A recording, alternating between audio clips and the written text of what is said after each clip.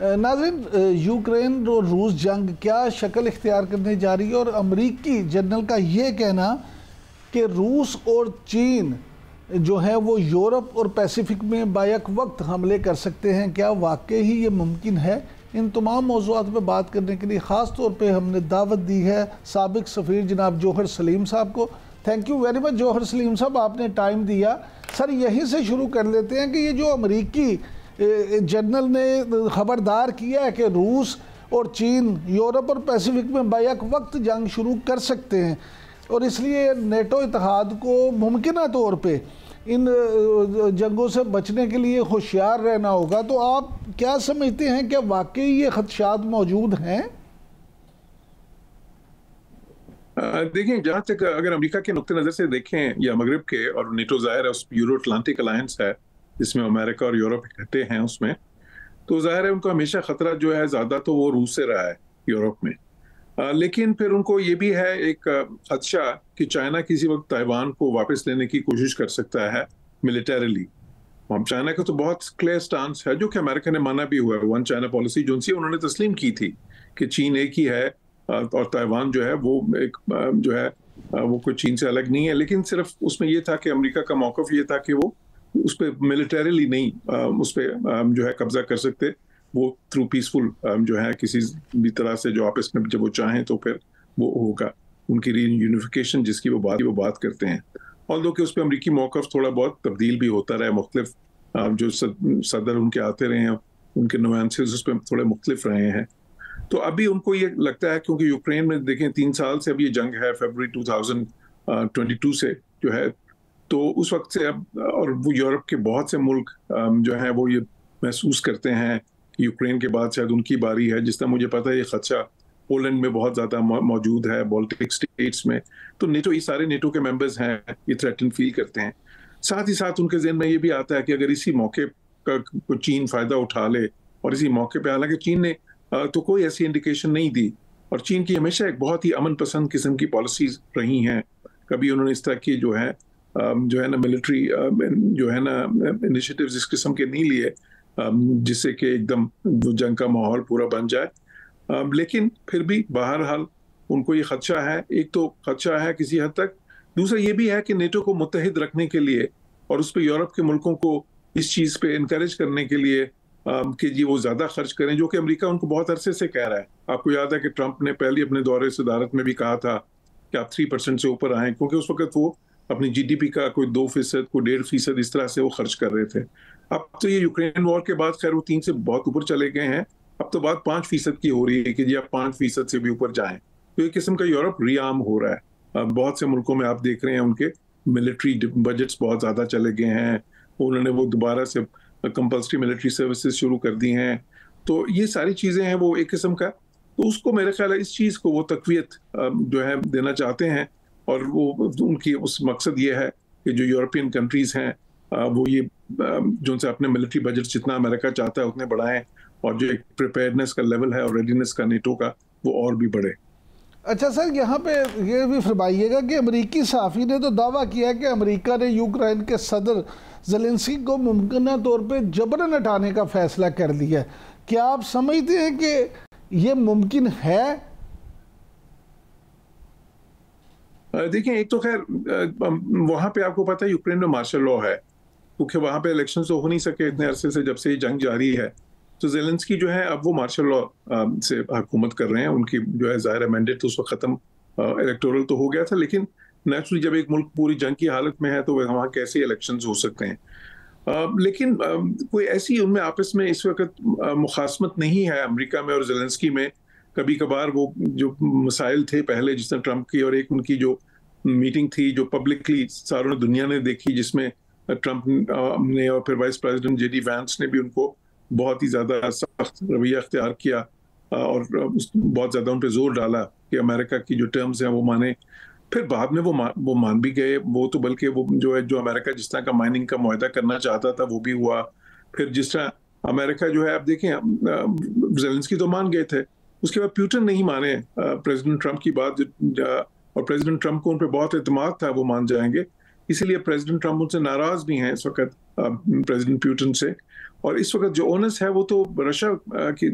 तरफ है, वो रशिया पे है ओनस कि वो माने, वो जो है ना, वो जो एक अमेरिका ने खाका बनाया है जंगबंदी का और एक जो सा ना अमन की जानब जो है एक रास्ता जो उन्होंने निकाला है, तो इसलिए मुझे इस वक्त तो इस किस्म के हालात नजर नहीं आ रहे कि वो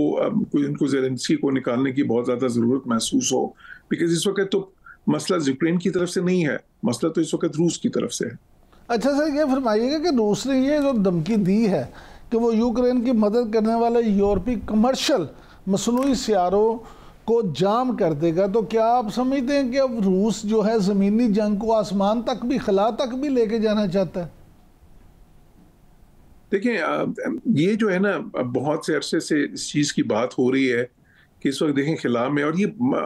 अमेरिका भी और रूस की भी उनकी कैपेबिलिटीज़ तो है, इस किस्म की एक्सरसाइजेज भी वो करते रहे हैं, जो तजर्बात भी करते रहे हैं कि जहाँ से जो ज़मीन से वो इन ये जो खला में सारे सेटेलाइट्स हैं उनको निशाना बना सकें, तो एक कैपेसिटी तो है। अब इंटेंट की बात है, लेकिन अगर रूस उस तरफ देखें आता है तो फिर नेचुरली दूसरी तरफ से भी तो वो खामोश नहीं रहेंगे, फिर रूस की अपनी भी तो वल्नरेबिलिटी होगी वहाँ पे खिला में, उनके भी बहुत से सैयारे हैं। तो इसलिए ये रूस की तरफ से देखें धमकियां पहले भी बहुत ज्यादा आती रही हैं। अगर आपको याद हो तो पुतिन ने तो न्यूक्लियर वॉर की धमकी भी कई बार दी थी, लेकिन जाहिर है कि उस पर फिर अमल नहीं हुआ था। तो मेरा अंदाजा यह है कि रूस उस पर उस तरह से अमल नहीं करेगा, और अगर उन्होंने किया तो फिर जाहिर है कि उसका जो रिटेलिएशन है वो बहुत ही ज्यादा स्ट्रांग होगी, और फिर मगरबी ममालिक की जो कैपेसिटी है वो शायद उनसे ज़्यादा है।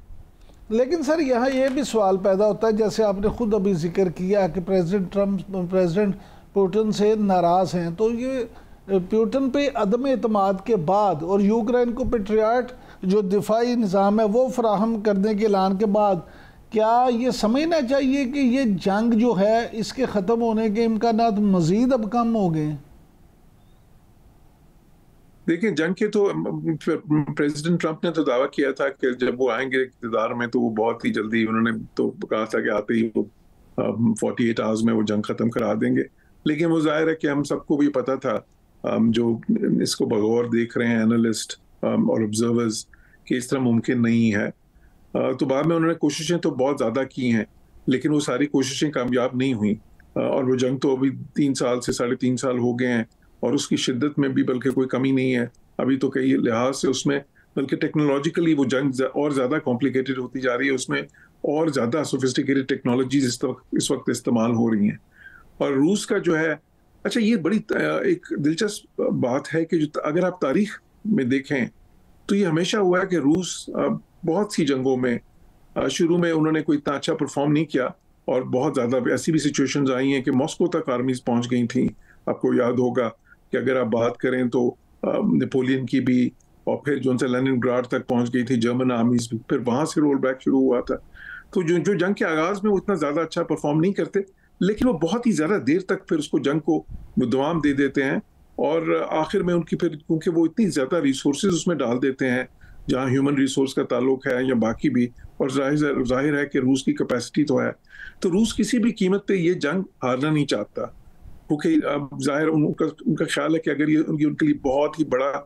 स्ट्रेटेजिक रिवर्सल होगा। और प्रेसिडेंट पुतिन के लिए, जिनकी सारी हुकूमत जो उनसी है, उनके क्योंकि कोई डेमोक्रेसी तो है नहीं, वो इस चीज़ पे कायम है कि उनका वो जो स्ट्रॉन्ग मैन का इमेज बना हुआ है। जोहर साहब, आखिर में सिर्फ ये फरमा दीजिएगा कि पाकिस्तानी वजीर ख़जाना आजकल अमेरिका के दौरे पे हैं और वहाँ पे ट्रेड के हवाले से जो है काफ़ी मीटिंग्स भी कर रहे हैं, तो आप क्या समझते हैं कि पाकिस्तान की अमेरिका के साथ ट्रेड जो है वो बेहतर होगी? जी बिल्कुल, उसके इम्कानात बहुत अच्छे हैं। इस वक्त भी पाकिस्तान की अमेरिका के साथ ट्रेड बहुत अच्छी है। देखें, अमेरिका पाकिस्तान का सबसे बड़ा एक्सपोर्ट पार्टनर है दुनिया में, जिसको पाकिस्तान सबसे ज़्यादा एक्सपोर्ट्स करता है। इंपोर्ट्स तो हम सबसे ज़्यादा चाइना से करते हैं, लेकिन एक्सपोर्ट सबसे ज़्यादा हम अमेरिका को करते हैं। सबसे ज़्यादा ट्रेड सरप्लस हमारा दुनिया में अगर किसी एक मुल्क के साथ है तो वो अमेरिका के साथ है, और 90% वहाँ पे हमारी टेक्सटाइल जाती है। तो टेक्सटाइल जो एक्सपोर्ट है, जो कि मेन स्टे है, जाहिर है हमारी एक्सपोर्ट्स का $18 बिलियन की ऑलमोस्ट हमारी टेक्सटाइल की एक्सपोर्ट्स हैं, और उसमें एक बड़ा कसीर हिस्सा जो है वो अमेरिका को जाता है, वो $5-6 बिलियन के करीब। तो और उसमें हमें फिर इतना बड़ा सरप्लस भी वहाँ से मिलता है।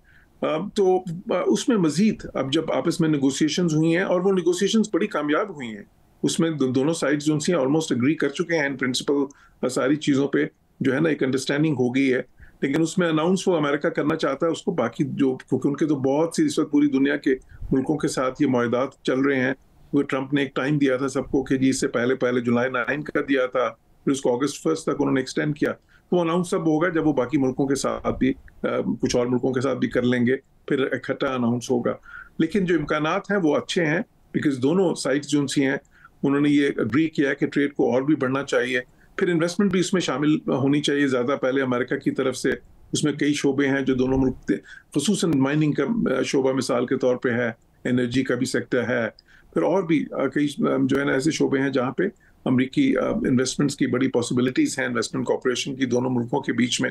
तो सारी जो है बातें तकरीबन उस पर अंडरस्टैंडिंग तो हो चुकी है। तो उससे एक जो है ना वो जिसको हम डिप्लोमेटिक लैंग्वेज में कहते हैं ना कि that will pave the way, कि वो रास्ते को जो है ना उसके लिए रास्ता जो है वो पहले से भी उसको हमवार करेंगे, जो ज़्यादा तिजारत जिसमें हो दोनों मुल्कों के दरमियान। और उसमें पाकिस्तान ने ये भी कहा है कि क्योंकि अमेरिका को शिकायत थी कि जी आप एक्सपोर्ट तो हमें बहुत करते हैं, इम्पोर्ट नहीं करते, तो पाकिस्तान ने उसमें ये भी कहा है कि ठीक है हम भी आपसे ज़्यादा इम्पोर्ट करेंगे, लेकिन फिर भी जो तवाज़ुन है तिजारत का वो पाकिस्तान के हक में ही रहेगा। बिकॉज उसकी वजह ये कि पाकिस्तान की जो मसनूआत उधर जाती हैं उसके मुकाबले में जो अमेरिका की मसनूआत आ सकती हैं, जिसमें कोई लेट्स से ऑटोमोबाइल्स या कोई मशीनरी या इस किस्म की जो सोफिस्टिकेटेड चीज़ें हैं, तो उनकी तो मार्केट जो है वो एक लिमिटेड ही होती है। लेकिन जो पाकिस्तान की मसनूआत हैं, जो टेक्सटाइल्स हैं, सर ये भी कहा जा रहा है ना कि कपास और सोयाबीन भी अब ज़्यादा वहाँ से मंगवाया जाएगा। हाँ जी बिल्कुल, उसकी भी उससे ज़्यादा इसकी भी बात हो रही है कि खाम तेल जो है वो भी पाकिस्तान अमेरिका से कुछ जो है दरामद कर सकता है। क्योंकि देखें अमेरिका इस वक्त दुनिया में पिछले कुछ सालों में एक बहुत बड़ी तब्दीली आई है। अमेरिका जो पहले एनर्जी इंपोर्ट करता था, अब एक बहुत बड़ा नेट एक्सपोर्टर है एनर्जी का। जब से वो शेल ऑयल और शेल गैस का अमेरिका में बहुत ही ज़्यादा उसमें रुझान हुआ है, तो दोबारा से तो उसमें बिल्कुल ये बात भी इसमें जो है ना पाकिस्तान ने कहा है कि हम खाम जो तेल, और हम देखें साल का को $15 बिलियन से ज़्यादा का इंपोर्ट करते हैं, तो उसमें कुछ अमेरिका से भी कर सकते हैं, तो उससे भी और भी जो उसका जो ट्रेड है, तिजारत है, उसका हजम और भी बढ़ेगा पहले से भी। बहुत शुक्रिया जनाब जौहर सलीम साहब।